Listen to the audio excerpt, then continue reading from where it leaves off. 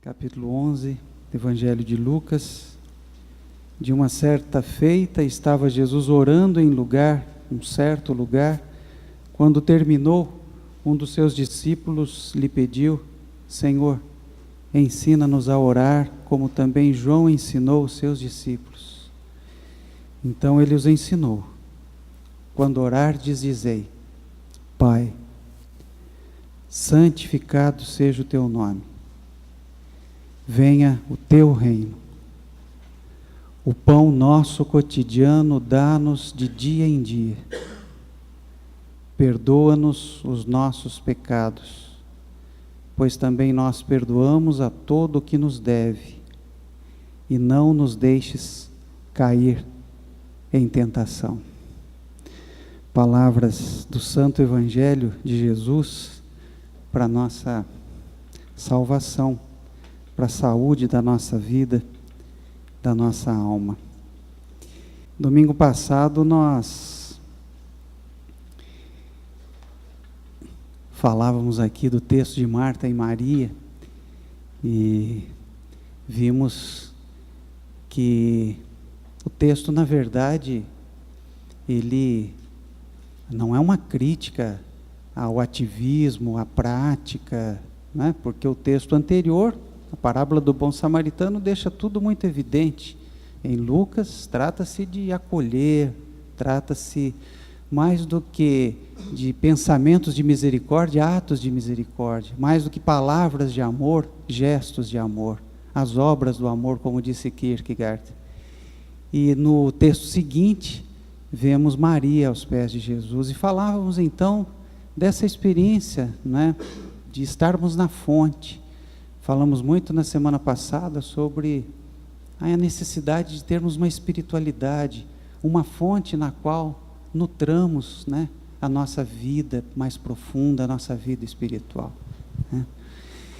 E é muito curioso que esse texto, essa perícope comece dizendo que Jesus estava num determinado lugar orando, né? É comum no Evangelho de Lucas esse destaque aos momentos que Jesus tem de oração. Jesus estava orando, Jesus estava rezando, como diz a edição pastoral das Escrituras. E qual é o conteúdo da oração de Jesus? A pergunta dos discípulos é interessante. Ensina a gente a orar. E mais do que isso, a gente pode dizer, entre os essênios, né, havia lá uma forma de oração. Entre os seguidores de João Batista, os discípulos mesmo dizem isso: João Batista tem um determinado jeito de ensinar lá os seus discípulos, né? E você, Jesus, né? Como é que deve ser a nossa oração, né? E aí então Jesus os ensina a orar. E é tão bonito porque no texto de Lucas é apenas um evocativo, digamos assim, Pai, seguido de 7 pedidos. É uma oração muito simples. Lá em Mateus são 7 os pedidos. E o texto, vocês se lembram, se prestar atenção, é bem diferente lá. Por exemplo, aqui, Pai, em Mateus, Pai nosso que estás nos céus. Aqui, vem o teu reino. Mateus, vem o teu reino. Seja feita a tua vontade, assim na terra como nos céus. Sem contar aquela parte final: pois teu é o reino, o poder e a glória para sempre, amém, amém, amém. Lucas é mais seco, Lucas é mais resumido, Lucas é mais pontual. Pai, e aí os 5 pedidos. Então pensemos um pouquinho nessa oração de Jesus como um modelo de espiritualidade, né? Como apontando para assim, uma forma de se colocar na vida, no mundo, e diante dessa fonte, né, na qual estamos sempre nos nutrindo. Isso é tão importante porque a oração, eu acho que ela está um pouco em baixa, né? Eu estava vendo lá no livro de um judeu, de um teólogo judeu, ele falando sobre a oração, ele diz assim: como uma árvore arrancada do solo, como um rio separado da nascente, da sua fonte, A alma definha quando separada daquilo que é maior do que ela. Domingo passado a gente falava um pouquinho, vocês não sentem um pouquinho essa sequidão? Vocês não se sentem às vezes engolidos pela vida, por esse sistema, por essa maneira de se colocar? Vocês não se sentem secos? Talvez porque a gente tenha perdido o sentido mais profundo do que seja a oração, que não é só dizer um monte de coisas, mas estarmos conectados à fonte e nos nutrirmos ali. Às vezes, a gente é como uma folha no meio de um livro. Onde é que está a vitalidade dessa folha? A gente pode até estudar essa folha seca, a gente pode até descrevê-la, mas ela não tem vida. Uma árvore arrancada do chão, um rio longe das fontes nascentes. Assim a nossa alma definha. E é bonito que Jesus responda a essa inquietação dos discípulos, dizendo, vamos dizer o seguinte, então, quando vocês forem orar, vocês vão dizer assim, ó, Pai, Pai. Claro que Pai aqui não é uma questão de gênero, porque se fosse, a gente até, em alguns casos, poderia colocar a palavra mãe, que às vezes até cabe mais, né? Fica até melhor. A gente mesmo aqui na igreja diz pai, mãe. Há pessoas para quem a experiência do pai não é uma experiência das melhores. Mas o que é o pai aqui? Pai aqui não é uma questão de gênero. Pai aqui é um evocativo para dizer a imensidão. Tanto que Mateus diz, Pai nosso que estás nos céus. Pai aqui é um nome para dizer essa paixão infinita que não tem nada que dê conta nessa vida, que não tem objeto, não tem resposta, que não tem paragem, que não tem parada, que não tem solução. Esse ai do fundo do peito, que só Deus pode dizer conta, no dizer de Santo Agostinho, o meu coração bate, bate e não descansa enquanto não repousar em Ti. Pai, nada pode dar conta dessa ânsia que nós temos lá do fundo do nosso coração, só Deus. É mentira quando alguém disser, você pode satisfazer o seu desejo, você pode realizar as suas aspirações mais profundas, você pode ter isso, você pode ter aquilo. Pai, nada cabe, Pai, Pai. Curioso que o Credo dos Apóstolos, que é um dos primeiros documentos a fazer uma espécie de resumo, né, de todas aquelas tradições, de tudo que se fala de Jesus, se fala do Deus de Jesus, ele diz assim, então, creio em Deus, Pai, Todo-Poderoso, Criador dos céus e da terra. A nossa questão não é com a questão das causalidades, tanto que o Credo diz Pai, depois vai falar Criador. A questão não é saber de onde viemos, a questão não é saber se a gente nasceu bem, a questão não é fazer uma espécie de arqueologia da onde viemos, por que nascemos, como nascemos, se fomos, tudo isso aí faz parte da ciência e é muito interessante. Mas mais do que isso, não se trata de uma questão de poder, Deus, Pai Todo-Poderoso, não. Se trata de uma coisa mais profunda, se trata dessa paixão infinita, se trata para dizer do outro lado, de que o que é a força, o fundamento, a fonte da nossa vida, é uma relação, é uma coisa impessoal, uma coisa pessoal, de uma profunda intimidade. Vamos dizer de outra maneira? Agora, ao invés de dizer, Pai, deixemos que Deus nos diga, como disse para Jesus lá no começo do seu trabalho, Tu és meu filho amado.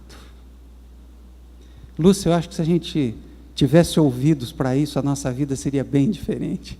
Lúcia, você é minha filha amada. Não minha não, eu não estou... É como se você estivesse ouvindo a voz. Márcia, você é minha filha amada. Trata-se de se abrir para essa filiação. Trata-se de se descobrir nessa relação, que tem que ser descoberta. Jesus deixa claro isso lá no Evangelho de João. Mas a todos quantos o receberam, se abriram para ele, deu-lhes o poder de serem feitos, olha só, de serem gestados, de serem feitos, de nascerem para o quê? Para a condição filial, de serem feitos filhos de Deus. Paulo vai dizer, o Espírito testifica com o nosso Espírito, somos filhos de Deus. Não é escravo, não é servo, não é o encontro de um espermatozoide com o óvulo, pode pesquisar todas as causalidades. A questão não é nem se nascemos do amor ou de um ato de violência. Não é descobrir isso que vai resolver o nosso problema. Talvez até ajude a gente a ser menos histérico e neurótico. Mas a questão é mais profunda. É acordar não para um dado biológico, é acordar para um dado cuja resposta é a gratidão, perceber-se como filho. Tu és meu filho. Por isso Jesus, Pai, Pai. E aí vem os 5 pedidos. O primeiro deles, santificado seja o teu nome. Olha que curioso. Se lá no Primeiro Testamento não se pode santificar nada, somente o sábado, santificai o dia do sábado, né? Tem um cuidado especial com o sábado, preserva o sábado. Não se santificam lugares, não se santificam cidades. Isso é uma coisa muito bonita nos judeus, né? Jerusalém não é uma cidade santa nesse sentido. Os judeus não têm um lugar para onde eles vão caminhar, aqui está a presença de Deus. As religiões adoram fazer isso, né? Tem lá um muro, tem lá, mas a Bíblia não justifica nada disso. Aí Jesus dá um passo adiante ainda. Nem o sábado. Não se trata de santificar nem o tempo. Não se trata de santificar lugares. Isso é coisa da religião. A religião é que adora fazer isso. E sabe por que adora fazer isso? Para depois ter poder sobre as pessoas. Deus está aqui. Para chegar aqui, você tem que fazer isso ou aquilo. Que o teu nome seja santo. É bonito, né? Não precisa nem dizer o nome. Não se trata nem de dizer o nome. Que o seu nome, que ele seja santo. Se eu não tiver um lugar para ir, se eu não tiver um leito para deitar, se eu não tiver um lugar para adorar, se eu não tiver uma mão para esticar, se eu não tiver uma perna para sair da minha casa e ir ao seu lugar, se eu não tiver uma cabeça para pensar, se eu não tiver um coração para bater e para jogar o Senhor, nada, a minha espiritualidade não precisa de nada disso. A relação com Deus, a espiritualidade de Jesus dispensa todas essas coisas. A gente adora coisas, a gente adora santificar coisas, a gente adora santificar pessoas, a gente adora santificar ideias, a gente adora santificar ideologias, bandeiras. Teu nome. Olha que historinha linda. Havia uma certa vez um homem que dizia o nome de Deus, quando o coração lhe doía por uma criança que chorava, ou um pobre que mendigava, ele andava até a floresta, acendia o fogo, entoava canções e dizia as palavras, e Deus o ouvia. O tempo passou, voltou à mesma floresta, mas não carregava mais fogo nas mãos, só lhe restou cantar as canções e dizer as palavras, e Deus entendeu do mesmo jeito. Um tempo mais longo se foi, sem fogo nas mãos, sem força nas pernas, não alcançou mais a floresta, mas do seu quarto saíram as mesmas canções e as mesmas palavras, e Deus lhe disse que sim. Chegou a velhice, nem a floresta, nem o fogo, nem as canções, restaram só as palavras, e o mesmo milagre ocorreu. Por fim, sem fogo, sem floresta, sem canções ou palavras, só mesmo o infinito desejo e o silêncio. E Deus tudo entendeu. E Deus tudo entendeu. Santificado seja o teu nome. Venha o teu reino. O que é o reino do tempo de Jesus? É o reino de César. O que é o reino de César? É o poder, é a vara dos ricos sobre os pobres, dos poderosos sobre os mais fracos, dos homens sobre as mulheres. Parece que Jesus está no nosso tempo, né? O que reina sobre nós? O que reina em nós?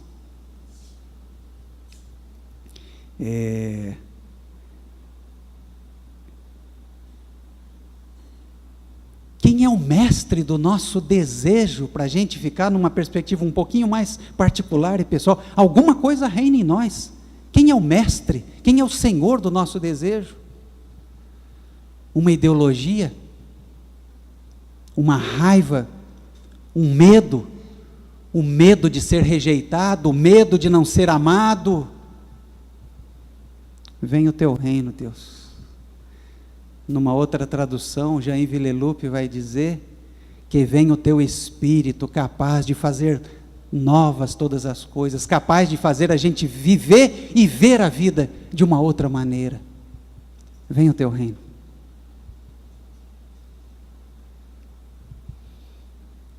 O pão cotidiano, dá-nos hoje. É uma espiritualidade muito prática, né? Uma espiritualidade de coisas muito cotidianas, né? Ou seja, o poder é a nossa tentação. O que reina sobre nós?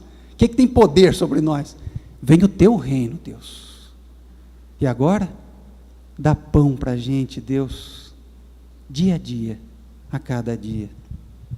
A vida, nessa perspectiva de Jesus, na espiritualidade de Jesus, é um milagre que se renova no pão de cada dia, nesse pão que não pode ser guardado, nesse pão que só pode ser esperado, ansiado e recolhido, como aquele maná lá do Antigo Testamento, a cada dia. E se for recolhido demais, tem que ser partilhado, tem que ser distribuído, pois se não se fizer isso, o excesso, como peixe velho, apodrece e atrai as moscas azuis. Já ouviram a história da mosca azul? Já foram picados alguma vez pela mosca azul?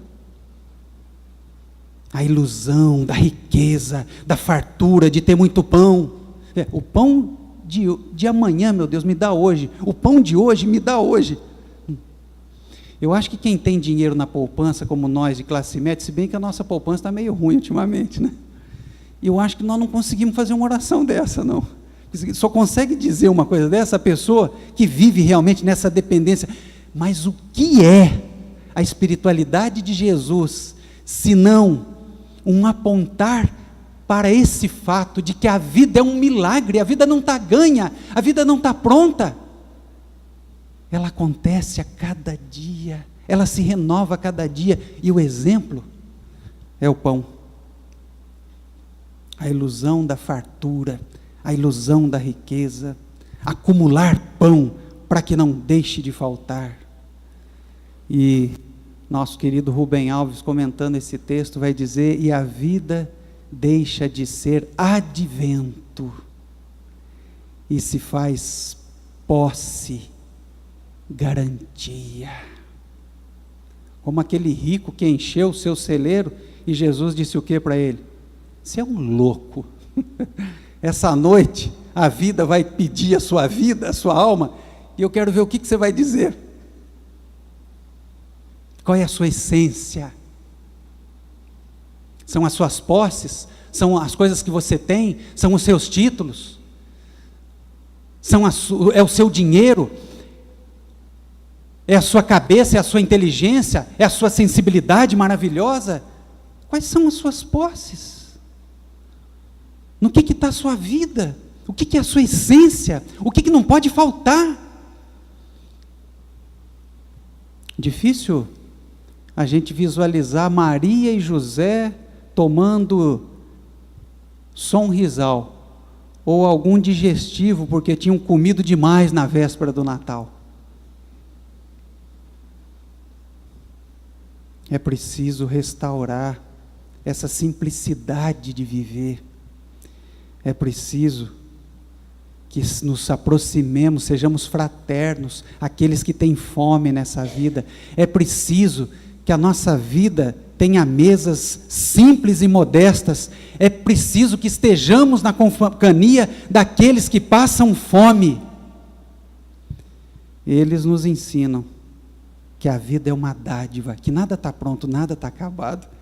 Haverá de existir um milagre e eu vou poder continuar vivendo. O pão nosso me dá, Deus, dia a dia, dia a dia. Dona Lília, trazendo para o nosso campo aqui, nunca me esqueço da Dona Lília, quando o CREI estava naquelas crises danadas financeiras, né, como a rigor está agora, né, a Dona Lília dizia: filho, meu filho, Deus proverá. Eu achava meio maluco aquilo da Dona Lília, mas não era impressionante, e aparecia um dinheiro, e aparecia um voluntário, e aparecia um maluco, e aparecia alguma coisa, Deus proverá. Essa perspectiva. Claro que a gente tem que ter um orçamento do CREI para, né, não precisar passar por essas coisas, claro que, mas a questão aqui é saber que é um milagre a gente ter um orçamento que sustenta essa casa. Nada está pronto, nada está acabado, não se trata de uma posse, a vida, de um ter, trata-se sempre de um advento, de um esperar, de nos sentirmos necessitados e abertos, pedindo que Ele nos sustente, perdoa os nossos pecados. Outro dado da espiritualidade de Jesus, veja, só coisa fundamental, só coisa básica.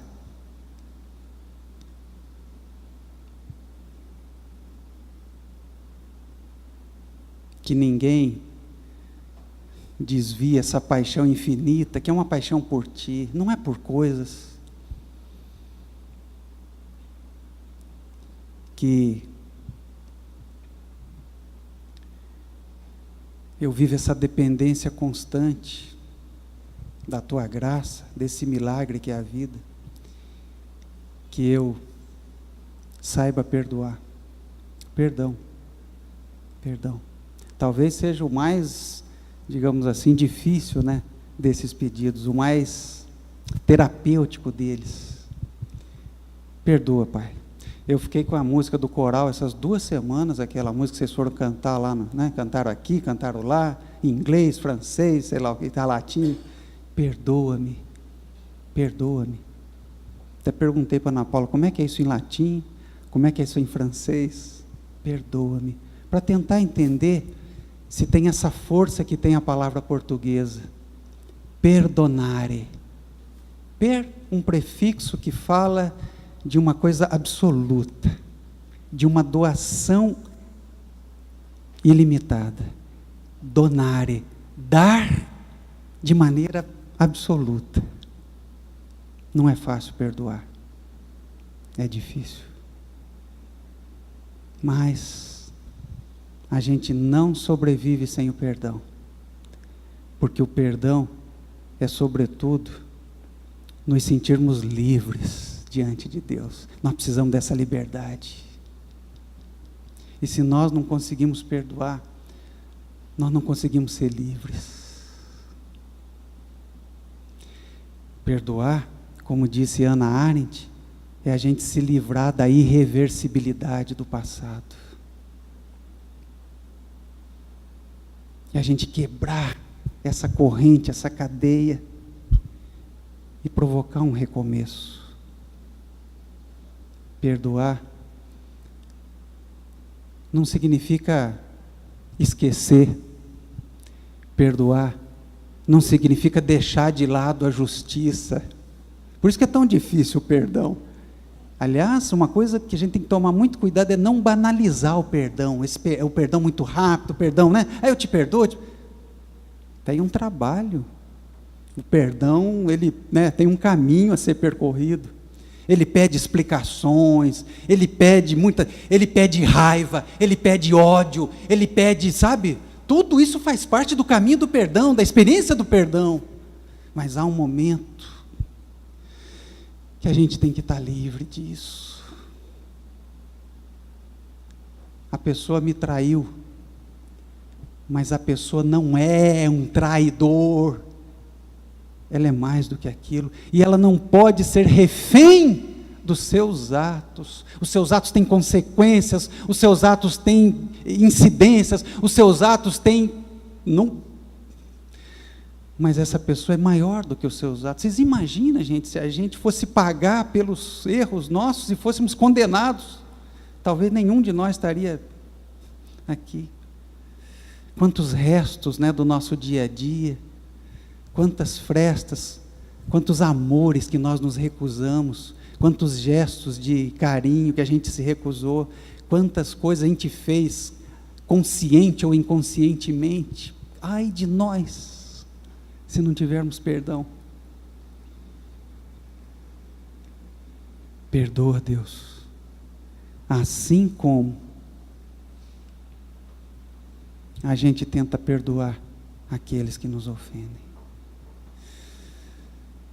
E não adianta forçar o perdão, não. O perdão é uma coisa que não tem que nem que falar, tem que viver. A coisa tem que acontecer, não tem que ter muita conversa. Dos 5 pedidos, está lá o perdão. Pão, perdão, o que mais que eu já esqueci os outros 2? Santificação do nome. O que é que reina na nossa vida? O poder não tem jeito, né? E por último, livra-nos da tentação. Claro que a nossa espiritualidade pobre, pequena, né? E muito de coisas, de demônios, essas coisas, né? Porque essa é a espiritualidade que geralmente, até, aqui não é tentações, aqui não é, né? Aqui é a grande tentação. E qual é a grande tentação? Rubem Alves, para mim, foi o que melhor descreveu isso, lá no livrinho dele, O Pai Nosso, que é um livro maravilhoso. Eu voltei lá essa semana, e ele diz assim, ele lembra de Abraão. Diz assim, Abraão era o cara, enquanto ele esperava em Deus. E o que mais Abraão queria, assim, na história dele? Ele queria um filho. Lembram-se, né, daquela confusão toda, né? E aí, um dia, a sua esperança se cumpriu. E ele recebeu um filho. E ele sorriu com a presença desse filho. Aliás, o nome do filho, né, significa isso, né? Sorriso.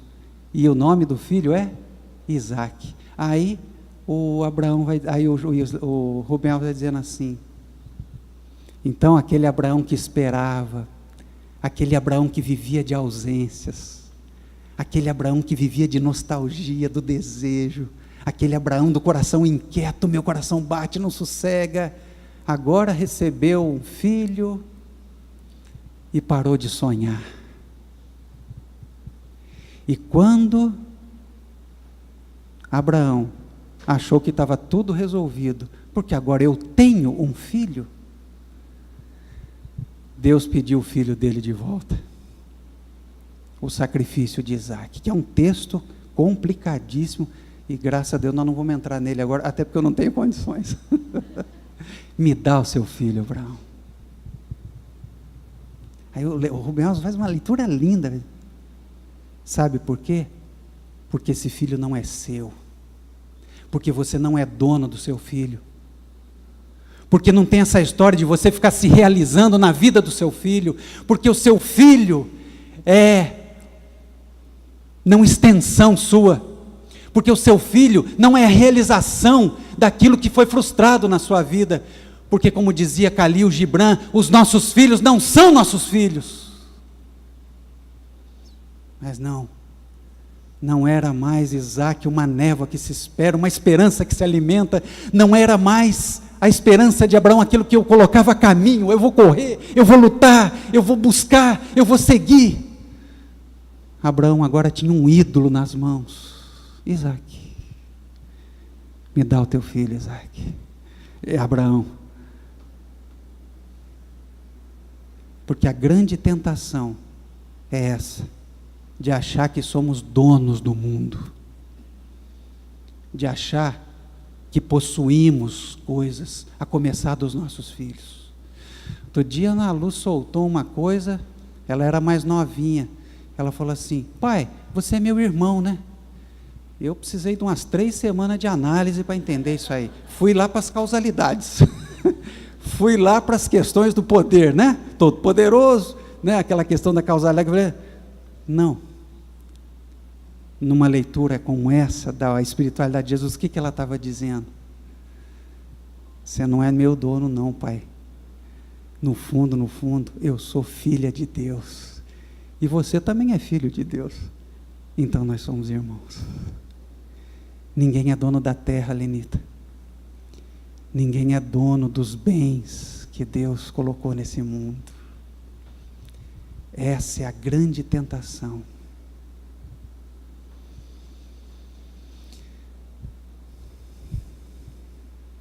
E aqui não tem nem amém. Tem amém não? Deixa eu ver. Tem amém aí, Bruno? Não tem nem amém.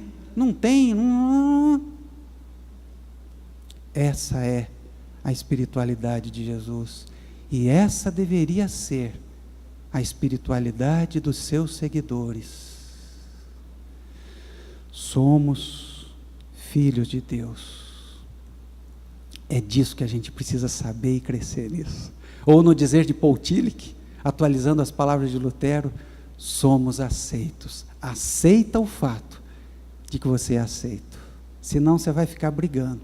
Senão você vai ficar titubeando. Senão você vai ficar enganando. Senão você vai ficar lutando, criando coisas. Tudo isso para um ídolo. Porque Deus, esse é Pai. É Pai. E nós somos filhos. Amém.